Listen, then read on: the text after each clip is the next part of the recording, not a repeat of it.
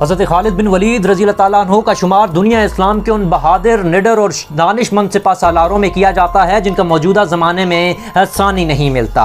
اپنے عقل و فہم اور اپنی جنگی و سیاسی سوچ کی بنا پر حضرت خالد نے اپنی سربراہی میں بڑی بڑی عظیم فوجوں کے پرخچے اڑا دیے۔ سو نبی علیہ الصلوۃ والسلام نے اللہ سے دعا فرمائی کہ اس مرد مجاہد کو راہ حق یعنی اسلام کے بے مثل راہ کی طرف لٹا جو ان جیسے قیمتی لوگوں کی اصل منزل ہے۔ ناظرین کرام، حضرت خالد بن ولید کے والد کا نام ولید تھا جو مکہ کی ایک جانی پہچانی شخصیت تھی۔ وہ مکہ سے لے کر طائف تک پھیلے ہوئے منجمد باغات کے مالک تھے اور حضرت خالد بھی مکہ ہی میں پیدا ہوئے۔ ان کے والد کو العدل اور الوحید کے القابات سے پکارا جاتا تھا اور ان کے بارے میں کہا جاتا ہے کہ انہوں نے سب سے پہلے چوری کرنے والے کے ہاتھ کو کاٹنے کی تجویز پیش کی اور بعد میں یہ تجویز اسلام کے اصولوں میں نافذ کر دی گئی۔ حضرت خالد بن ولید رضی اللہ تعالیٰ عنہ شروع ہی سے کھیل کے میدان میں اپنی جرأت آزماتے اور شمشیر زنی، گھڑ سواری، تیر اندازی سمیت نیزہ بازی کے بھی ماہر مانے جاتے۔ آپ کے چرچے دور دور تک ہو گزرے تھے۔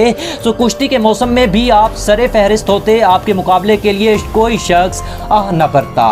کھیلوں کا موسم جاری تھا اور کشتیوں کے مقابلے عروج پر تھے۔ حضرت خالد بن ولید اور حضرت عمر فاروق رضی اللہ تعالیٰ عنہ کے درمیان کشتی کا مقابلہ طے پا گیا۔ دونوں جوانان اسلام ایک دوسرے کے مد مقابل تھے اور یہ مقابلہ شروع ہو چکا تھا۔ ناظرین، ویڈیو کو آگے بڑھانے سے پہلے چینل پر نئے ہیں تو ضرور سبسکرائب اور بیل آئیکن دبا دیجئے۔ شائقین اس وقت اپنے من پسند پہلوان کے حق میں آوازیں لگا رہے تھے اور دور دور تک اس کشتی کے بارے میں باتیں کی جا رہی تھی۔ ناظرین کرام، اس کشتی میں کافی وقت گزر چکا تھا اور کوئی حتمی فیصلہ نہ ہونے پا رہا تھا کہ اسی دوران حضرت خالد نے حضرت عمر فاروق رضی اللہ تعالیٰ عنہ کی کمر زمین سے لگا دی۔ حضرت خالد یہ مقابلہ جیت چکے تھے مگر اس مقابلے کی زد میں حضرت عمر کی پنڈلی کی ہڈی ٹوٹ گئی۔ اس واقعے تک حضرت خالد نے اسلام قبول نہ کیا تھا۔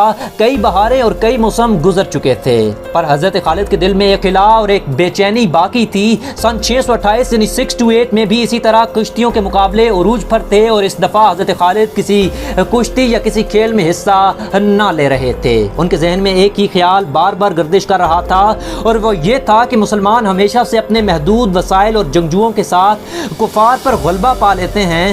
بات مارکہ بدر کی ہو یا جنگ احد کی، جب 313 مجاہد اسلام 1000 کے لشکر پر بھاری پڑے۔ غزوہ احد میں بھی مسلمان جنگ جیت چکے تھے۔ حضرت خالد نے اس وقت لشکر دوبارہ اکٹھا کیا اور مسلمانوں پر حملہ آور ہوئے۔ ان وجوہات کی بنا پر مسلمانوں کو کافی نقصان اٹھانا پڑا۔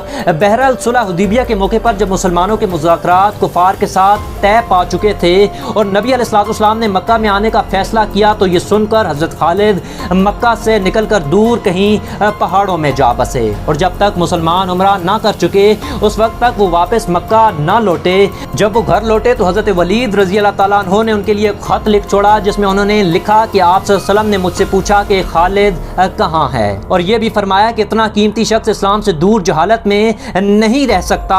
اس خط کے پڑھنے کے بعد ان کی آنکھوں پر بندی پٹی کھلی اور وہ آپ صلی اللہ علیہ وآلہ وسلم سے مل کر دائرہ اسلام میں داخل ہو گئے۔ حضرت ابو بکر صدیق رضی اللہ تعالیٰ عنہ کے دور میں مسلمہ کذاب میں سے الجمامہ نے جب جھوٹی نبوت کا دعویٰ کیا تو حضرت خالد نے ان لاکھ جنگجوؤں کے لشکر کو بری طرح شکست دی۔ حاکم شام سے جنگ کے دوران جب مسلمانوں کو بھاری نقصان اٹھانا پڑا تو حضرت خالد نے اپنی جنگی حکمت عملی کو عمل میں لاتے ہوئے انہیں بری طرح شکست دی۔ اس دور میں مسلمانوں کی فتح کے ڈنکے ہر سو بجائے جا رہے تھے۔ جب شہر ہرا کے باغیوں کو شرارت سوجی ان کے عہد چکنی کی خبر سنتے حضرت خالد نے ان کی طرف رخ کیا، ان کے تمام قلعے قبضے میں لے لیے۔ ان سے جنگ نہ کی گئی کہ شاید یہ لوگ راہ راست پر آ جائیں۔ جب شہر میں پہنچے تو مجاہدوں نے عمرو بن مسیح جو یہاں کے قلعے میں رہائش پذیر تھا اسے حضرت خالد کے سامنے پیش کیا۔ اس کے خادم کے ہاتھ میں زہر کی ایک شیشی تھی۔ حضرت خالد بن ولید رضی اللہ تعالیٰ عنہ نے اس سے پوچھا کہ یہ زہر اپنے پاس کیوں لائے ہو؟ اس نے جواب دیا کہ اگر ہمارے لوگوں کے ساتھ اچھا سلوک نہ کیا گیا تو شاید میں یہ سب برداشت نہ کر پاؤں، تو اس لیے یہ زہر میں نے اپنے پاس رکھ لیا تاکہ میں اپنی ذلت نہ دیکھ سکوں۔ حضرت خالد بن ولید رضی اللہ تعالیٰ عنہ نے وہ زہر اس سے لیا اور اپنی ہتھیلی پر رکھتے ہوئے فرمایا، بے موت کوئی نہیں مرتا، اگر موت کا وقت تعین ہوا تو مجھے کوئی نہیں بچا سکتا۔ اس کے بعد آپ نے وہ زہر پھانک देख लिया। ये देखकर उमर बिन बसी की ज़बान से बेख्तियार निकल पड़ा कि जब तक तुम में ऐसे लोग मौजूद हैं तुम अपने मकसद में नाकाम नहीं हो सकते। नाज़रीन ग्रामी, हज़रत खालिद बिन वलीद रज़ी अल्लाह तआला अन्हो ने हज़रत अबू बकर सदीक रज़ी अल्लाह तआला अन्हो के दौरे खिलाफत में मुसलमानों के लिए काफ़ी जंगें लड़ी, और जब वो अपने बिस्तर मर्ग पर मौजूद थे तो उनका कहना था कि मैंने अपनी जान को 20 दफ़ा मुश्किल में डाला।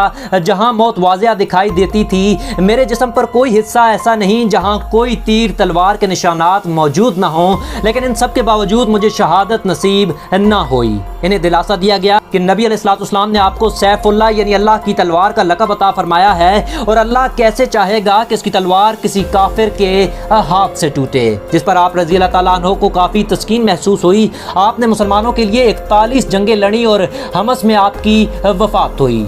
जब ये खबर हज़रत उमर फ़ारूक रज़ी अल्लाह तआला अन्हो तक पहुँची तो वो नहायत आबदीदा हुए और फरमाया, आज जो आँख नम होना चाहती है हो ले।